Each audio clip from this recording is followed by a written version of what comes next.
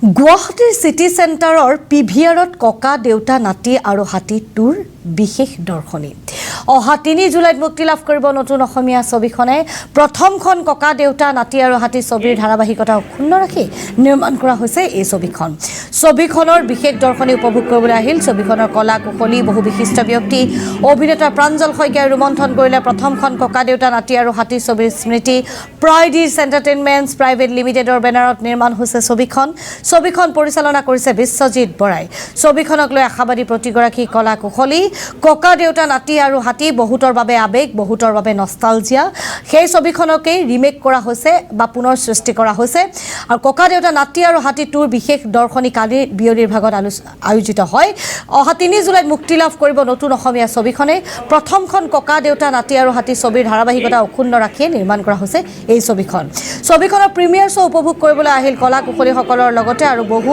আমন্ত্ৰিত অতিথি উপস্থিত থাকিল অভিনেতা প্ৰাঞ্জল শইকীয়াই প্ৰথমখন অৰ্থাৎ তেওঁ অভিনয় কৰা সেই ককা দেউতা নাতি আৰু হাতীৰ স্মৃতি ৰোমন্থন কৰিলে আমি এম্বিয়েন্সৰ সহায়ত কিছু দৃশ্যাংশ দেখুৱাব বিচাৰিছোঁ তাৰ পিছতে শুনাম আটাইৰে মন্তব্য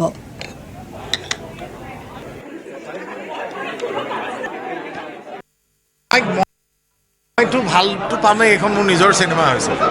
প্ৰথম কথা হৈছে যিখন চিনেমা চাই মই এক্টিঙৰ প্ৰতি আকৰ্ষিত হৈছিলোঁ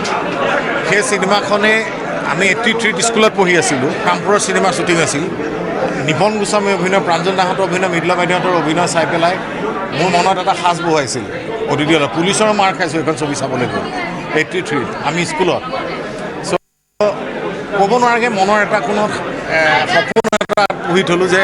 মই ছবিত অভিনয় কৰিম সেই ছবিখন চাই আৰু ভগৱানৰ কি জানে আশীৰ্বাদ দৰ্শকৰ মৰম স্নেহত আজি গৈ ককা দেউতা নাতি আৰু মই অভিনয় কৰিছোঁ আৰু মই বুলি নহয় এই ছবিখনত প্ৰত্যেকজন ইউনিট মেম্বাৰ বুলি ক'ব লাগিব টেকনিচিয়ান হওক আৰ্টিষ্টেই হওক সকলোৱে সমানেই কষ্ট কৰিছে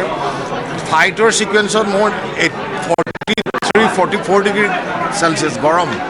তাত এই ছিকুৱেঞ্চ কিছুমান কৰা হৈছে আৰু মই এটা কথা কওঁ যে 3 জুলাইত পৰিয়ালৰ মানে সকলোৱে একেলগে বহি চাব পাৰি ভাল পাব মই এইটো নকওঁ যে আমি অসমীয়া ছবি কৰিছোঁ আপোনালোকে আহক চাবলৈ ছবি ভাল বেয়া কথা আছে আমিতো ভাল পাইছোঁ দৰ্শকে যথেষ্ট ভাল পাইছে আজি প্ৰিমিয়াৰ আহক 3 জুলাইত চাওক ছবিখন চাই নিশ্চয় ভাল পাব এই কথাটো মই আপোনাক অভিজ্ঞতাৰ ফালৰ পৰা কৈছোঁ চাই দৰ্শক নিৰাশ নহয় এখন ব্যৱসায়িক সফল ছবি পৰিয়ালৰ মানুহে বহি একেলগে উপভোগ কৰিব পাৰিব আৰু মই কি কৰিছোঁ ডাঙৰ কথা নহয় চিনেমাখনক বিশ্বজিৎ বৰা প্ৰাইডিছ এণ্টাৰটেইনমেণ্টে লাৰ্জ স্কেলত এখন ডাঙৰ ছবি কৰিছে সকলোৱে আহক ছবিখনৰ মৰম দিয়ক আৰু আশীৰ্বাদ দিয়ক মই এই চিনেমাখনৰ একদম কম দিন সময় পালোঁ এসপ্তাহৰ আগতে চিনেমাখন কৰিবলৈ আহিছিলোঁ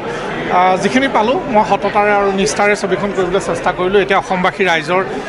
দায়িত্ব আৰু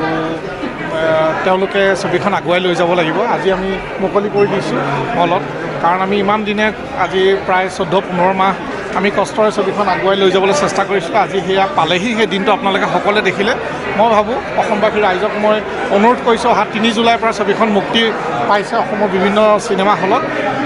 ৰাইজে চাওকহি কাৰণ প্ৰাইডিছ এণ্টাৰটেইনমেণ্টৰ নিচিনা এটা প্ৰডাকশ্যন কোম্পেনীয়ে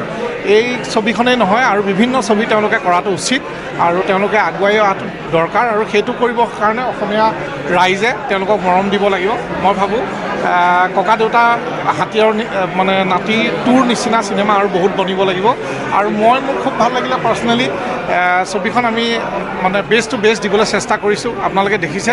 এক্টিঙৰ ক্ষেত্ৰতে হওক টেকনিকেল কথাতেই হওক তো সকলোখিনি আমি চেষ্টা কৰিছোঁ দিবলৈ আৰু সেয়া ৰাইজে এতিয়া কি কৰিব আপোনালোকে কেনেকুৱা পাইছে আপোনালোকে নিজে ক'ব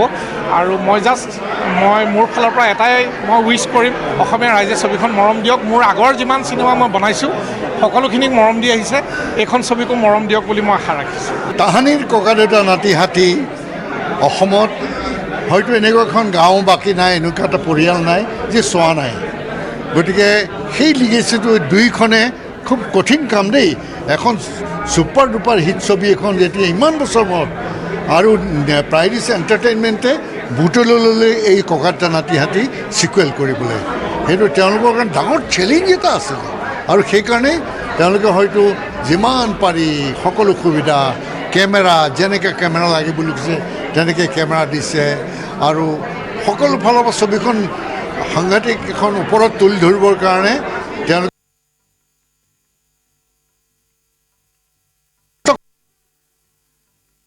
তেওঁলোকে নিজে গৈ পেলাই খুঁটি নাটি চাইছে মুম্বাইত কাৰেকশ্যনৰ কাৰণে চেষ্টা কৰিছে আৰু ভাল কেনেকৈ কৰিব পাৰি আৰু আৰু সুন্দৰ এটা কাহিনী যদিও সেই ককাদেউতা নাতি হাতী এইখনৰ মাজত কোনো চিমিলি নাই কিন্তু তাৰ কেৰি অন যিটো এটা লিগেচি এই ছবিখনে আৰু সুন্দৰকৈ তুলি লৈছে আৰু অসমৰ চিনেমা ভাল পোৱা মানুহে অসমক ভাল পোৱা মানুহে আৰু এখন খুব ব্লকবাষ্টাৰ অসমীয়া ছবি এখন পাইছে বুলি আজি হলৰ পৰা ওলাই আহি মই নিজে অভিনয় কৰিছোঁ কিন্তু মই প্ৰাউডফুলি ক'ব পাৰিছোঁ যে এখন সুন্দৰ ডাঙৰ কেনভাছৰ জমজমাট এখন ছবি অসমৰ ৰাইজে অসমৰ চেণ্টিমেণ্ট আৱেগ ইয়াত সকলো আৱেগ এটা অনুকম্পা ইয়াত এটা এংজাইটি সকলোখিনি আছে এইখনত গতিকে মানুহে ছবিখন প্ৰথম পৰা শেষলৈকে একদম বহি বহি চাই থাকিব পাৰিব